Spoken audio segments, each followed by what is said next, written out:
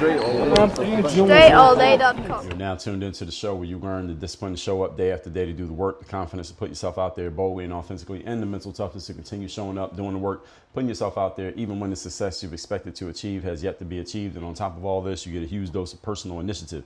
That is the go-getter energy that moves any one of us, including yourself, to go and make things happen instead of waiting for things to happen. And then we put all this together into a series of frameworks, approaches, insights, strategies, and techniques all underneath the umbrella of one unified philosophy that is called Work on Your Game. My name is Dre Baldwin, also known as Dre All Day, and welcome to the show. And today's topic is, we're getting into part 2 of our ongoing mini-series, our now concluding mini-series, which is going to be how to be a high-value man. I gave you the introduction to this and where it came from yesterday. If you didn't catch it, then you can go back and listen to yesterday's episode.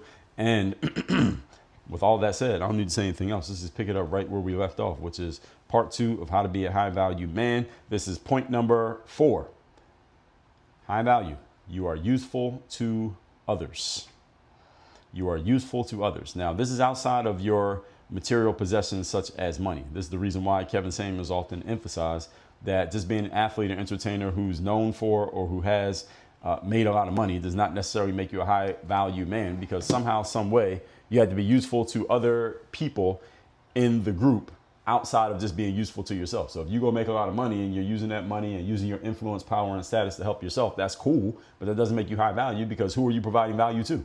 Nobody, only yourself. Maybe to your customers and clients, but if you're gonna be a high value man, you must provide value to other high value men. And again, other high value men don't need your money because they already make money too.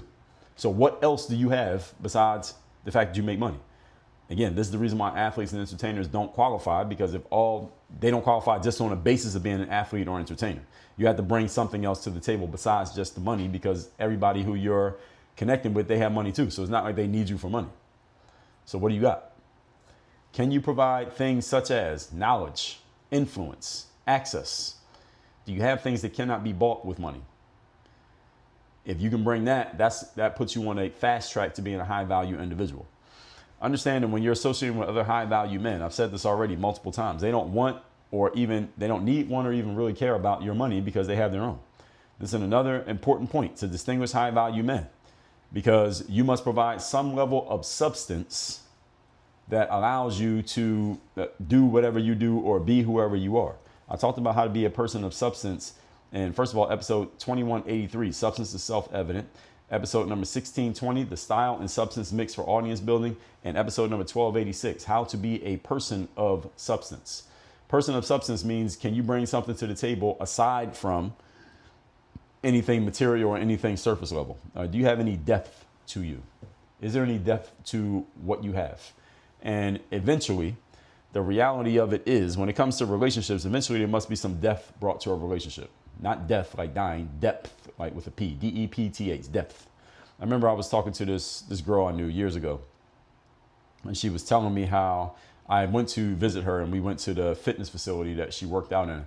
And she was telling me that she had met some guy months earlier at this exact fitness facility, and he was physically attractive. She went and talked to him, and they exchanged information, and they messed around for a while together. But eventually she stopped being interested in the guy because she felt like he didn't really have there was no depth to him. She was like, I mean, the guy was physically attractive, but I mean, is there anything up there? And he's just referring to his head. She's like, anything up there? Like, this guy doesn't seem to have anything to talk about or any stimulating conversation besides the fact that he was physically attractive. She basically grew tired of him because that alone wasn't enough to keep her attention.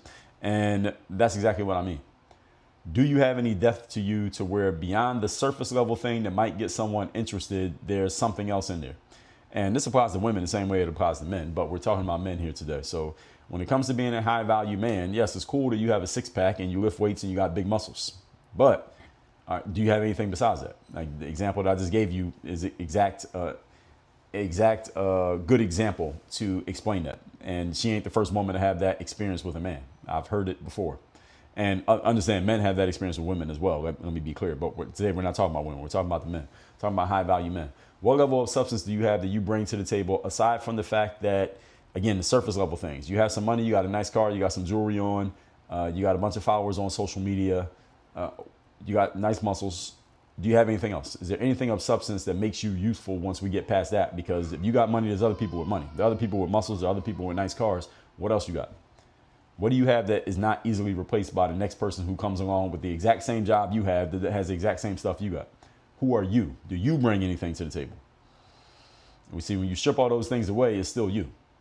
If you're a man and you drive a nice luxury vehicle, that's cool, but eventually you got to get out of the car. All right, who are you when you're not in the car? Who are you when you're not telling people what you got? Or who are you if people don't care about what you have? Who are you if people don't know how many followers you got on the internet? Who are you? Do you have anything? If you can't answer this question, you're not a high value man. What substance do you bring to the table? Again, knowledge, influence, access. And other high value men don't care about your surface level things because all the surface level things you have, they either have it or they could get it if they wanted it. So that's not interesting to them. Do you have any type of specialized knowledge, i.e. knowledge that comes only from a certain depth of understanding and expertise and experience? Do you have that? Do you have influence in any certain spaces? Do you have access to things that other people could not get access to?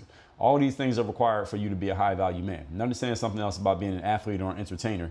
You have access and influence when you're playing and when you're still doing your thing as an entertainer or an athlete. One thing that athletes and entertainers often realize, and often realize it too late, is that when you are no longer the hot entertainer or you're no longer the current athlete, you're retired and you're not in the game anymore, the same places in which you had influence and access, you don't have access anymore because you got to stand in line now, whereas before you could walk straight to the front. Oh, you ain't on the team anymore, you got to stand in line. Oh, you don't have a hot #1 album or the #1 movie in the country anymore. I'm not answering your call. See, you never really had real influence or real access. That influence and access was based on what you were doing at the time. You're not doing it anymore. You're still you, but since you're no longer doing the thing, your value has diminished. You were never high value in the first place. See, if your value can be taken away, you didn't have any. You understand this?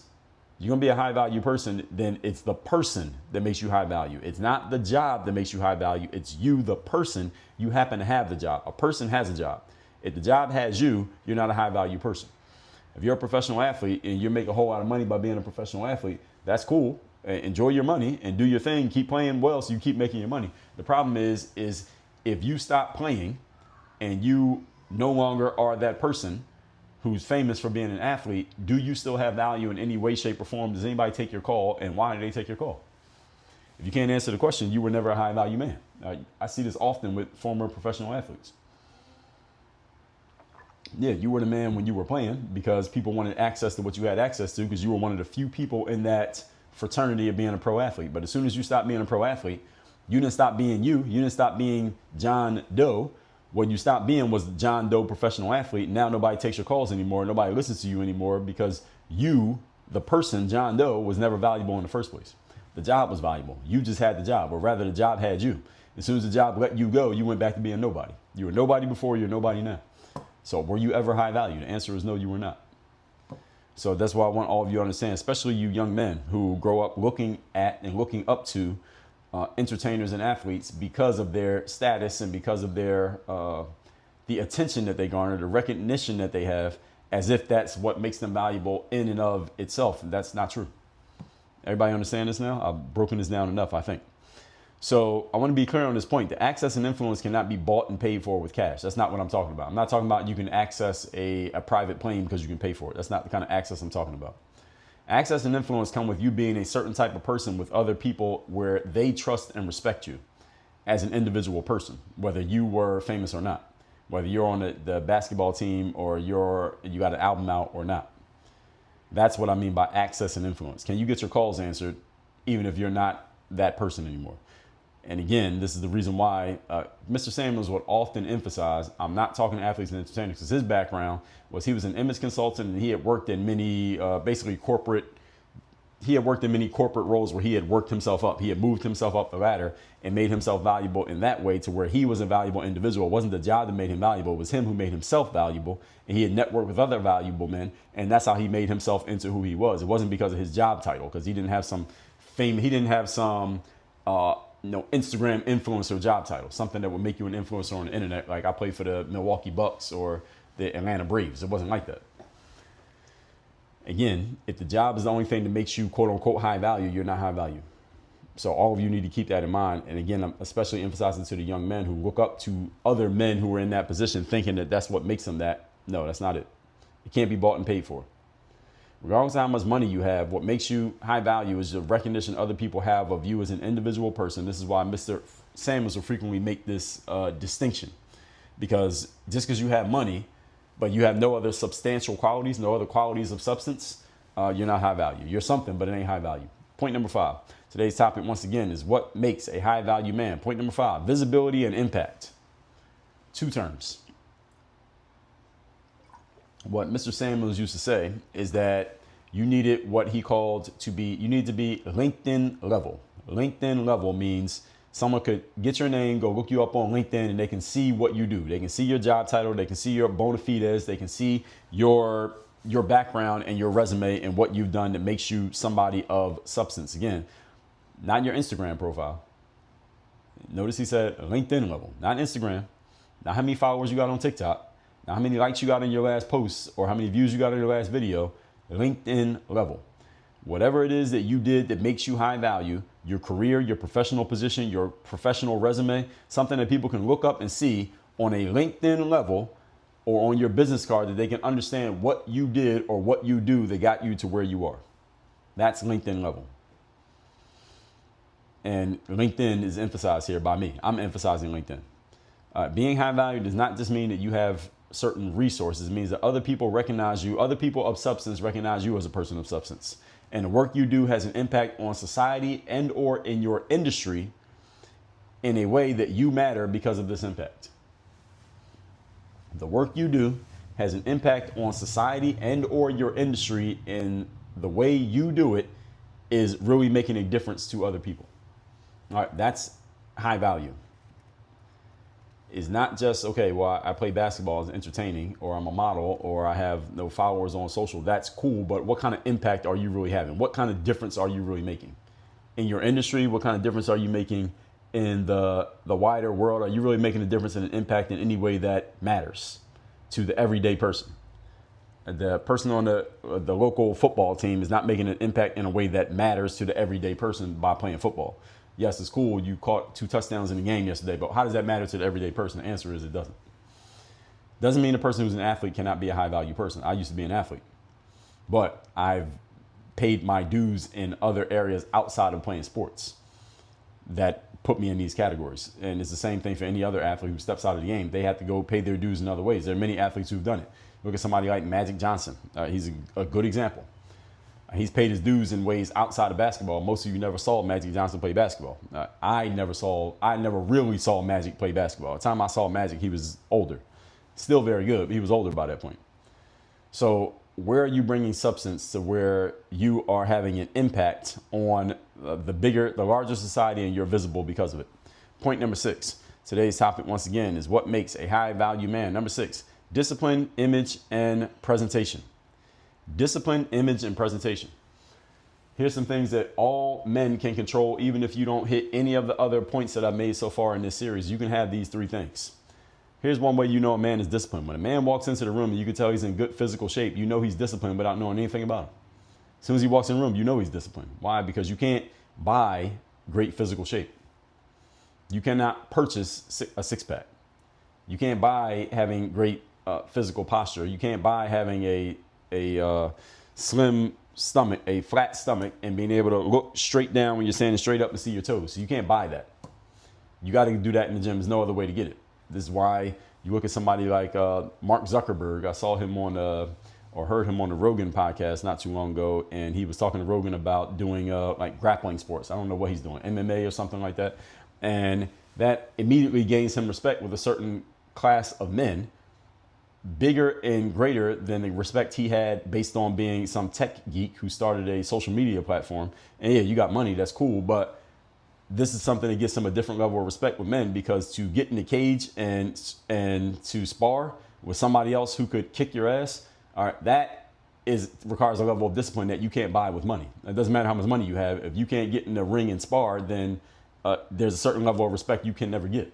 The fact that he did it gets him a certain level of respect. Again, it doesn't matter that he's a billionaire. You ain't a billionaire in that cage. You're not a billionaire in the gym. You're just another fighter. That's discipline. Any of you can do that. I'm not saying you got to go be a fighter. What I'm saying is, can you get your body in great shape? I've talked about this many times for men. Get your body in great shape. Any of you can do that. You can be broke, get in great shape. You can do push-ups and sit-ups in your living room. image, the way you present yourself. All right, these two things matter as well when it comes to being a high value individual. Do you look like a high value man? Does that matter? Yes. And it doesn't mean you got to go walk around with a suit on like I do, but do you look like a high value man? When you walk in the room, do people assume that you must be a high value person? Now, I know that there's a whole industry of men who are all into, let me just wear jeans and a t-shirt and some shorts and flip flops. So nobody even knows that I'm this person. And then people say, well, look at that guy. He's a billionaire. He wears t-shirts and flip flops. Okay. Is he a high value individual? Just because they got money, again, does not mean they're a high value individual. Do you have discipline? What is your image and how do you present yourself? This is not necessarily about the clothes you wear. It is, but it isn't. Do you present yourself as a high value person? Do people assume you're high value just by watching you walk into a room, walk around for 3 minutes and walk out? Do they assume you're a high value person just by the way they observed you, without even listening to you say anything, without even meeting you? What do they think? What impression are you making on other people when you are out in public? All of these are important points, and this one is one of the biggest, this last point here. Because this point is something that any man can adopt and implement starting today. Even if you are 0 for 5 on the other 5 points I mentioned here today, you could at least hit this one. Discipline, image, and presentation. Any man can be a more disciplined person. Any man can enhance his image and the way that he shows up, and any man can upgrade his presentation on a daily basis. Anybody can do this. These are all personal choices, and they're all within the sphere of influence of every man listening to me, even if you don't have any of the other 5 points shared in this series. Can you wake up early every morning and go do the things you've been telling yourself that you want to do, but have not gotten around to doing? Can you finally finish writing that book? Can you make sure that your online presentation looks the way that you actually want it to look? It looks and sounds professional. Can you work out and make sure that you're in great shape so your clothes look good on you, regardless of the level of clothing you wear? Can your clothes look good on you because your body looks good on you? Can you do those things? Can you improve your image by becoming more disciplined? And as discipline leads to confidence, then presenting yourself as a more confident individual, which will make people perceive you as a higher level person, maybe than you even are, just because of the way that you showed up. Remember that energy doesn't lie, ladies and gentlemen. You cannot lie with energy. There's no such thing as faking it till you make it. Energy that you walk in with, people are reading that energy and they know that's what you are, and you can't fake it. Are you that or are you not?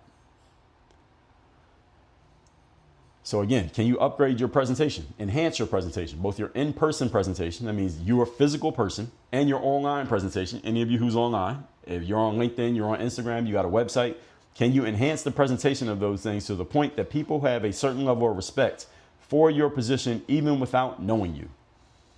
People should have a certain level of respect for who you are, even if they don't even talk to you. They're just watching you move across and they just see something in you to where they're like, all right, there's something about this person. There's something about this person's energy and the way they present themselves. Anybody can do this. How many people are doing it?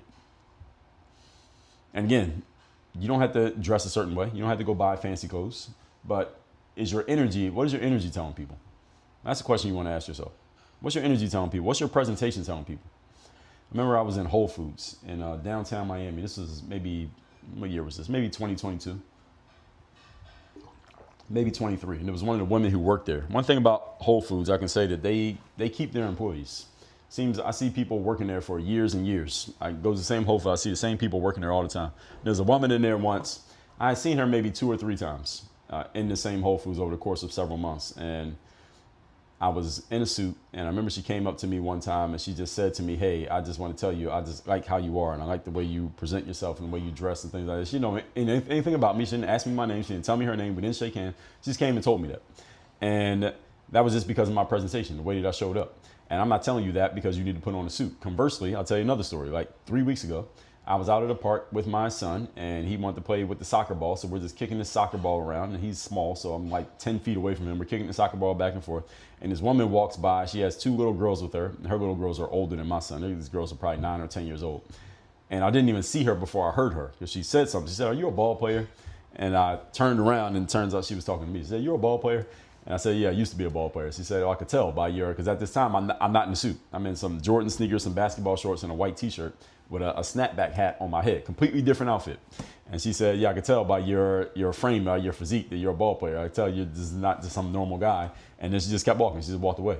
And she said something. She gave me some type of compliment. Then she just kept walking. The point being, folks, that whether you're in casual gear, whether you're in formal gear, the way you present yourself, again, you don't have to dress how I dress.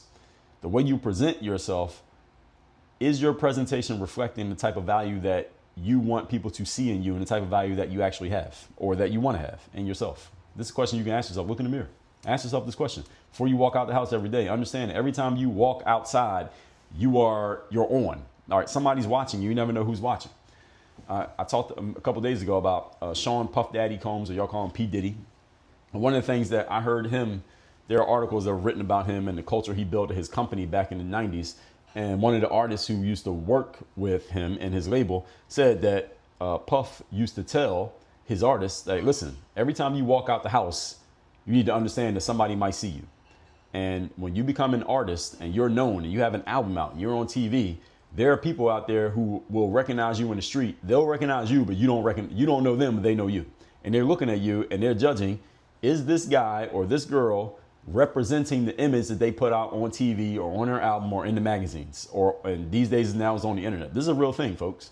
If you put yourself out there on the internet and then people see you in real life, you need to understand this. This is something that I understand very well. When you're out in public, there are people recognizing you who don't even say anything to you, but they are looking at you, watching you, and they're judging, they're comparing what they've seen on the internet versus who you are in person. And do you match what you presented yourself as? Are you matching the presentation you put out on Instagram? And they won't say a damn thing to you, but if there's an incongruence, they're going on the internet and talk shit about you. Now, how do I know this? Not because anybody's done it to me, because the representation I put out on the internet is exactly who I am. You see me in person, I'm exactly like this. I talk the same way, I walk the same way, I have the same energy, I use the same cadence, same tone, same language. Any of you who's ever met me or talked to me in person or in a private conversation, even if it was online, you can all attest to this. But I've had many people on the internet come to me and say, I saw XYZ person. They're not talking about me, they're talking to me about somebody else. I saw some XYZ person who is known on the internet or on YouTube or on Instagram. And when I saw them in person, they were nothing like how they present themselves on the internet. That person's a fraud. I've had many people tell me that about other people who are online. I'm telling you that to tell you this, that you're being watched. As soon as you put yourself out there, people are watching you and they're looking to see, is this guy or is this girl who they say they are online? In my experience, I say about 70% of people present themselves online in ways that they are really not in person. About 70% in my experience. So where's the opportunity? All right, make sure that whatever you say you are online, people are expecting you to be that. So don't put anything out there that you don't want to live up to. Simple as that. All that said, folks, let's recap today's class. This is part 2 of how to be a high value man. Shout out to Mr. Kevin Samuels and rest in peace to him as well. Number 4, be useful to others. You must be useful to others in the group outside of your material possessions. Remember that other people who are high value don't care about your material possessions. They already got them. Number 5, visibility and impact. All right, Kevin Samuels called this LinkedIn level. That means people can vet your professional background, not your followers, not your likes, not your comments or engagement. That's kiddie shit. I'm talking about your professional resume. What have you done on a professional level that takes more than just doing dances and drawing attention? You need more than that to be a high value individual. And number 6, discipline, image, and presentation. This is a very important one because anybody can control these. Even if you have no money, no resources, nobody knows you, you can at least nail number 6. Your discipline, your image, your presentation. Are you showing up as the type of person that you would want a high value version of you to look like? Do you look like that? Yes or no? And if not, do something about it. All that said, workonyourgameuniversity.com. You want to become the high value person. Make sure you're hitting all these points and doing the things that need to be done, from the income to the image to the network to the collaborations to the connections to the substance. Go to workonyourgameuniversity.com. I will coach you on this, work with you directly on it, and let's get you there sooner rather than later. Let's collapse time frames, speed everything up, move everything forward. That's at workonyourgameuniversity.com. Work on your game. Dre, all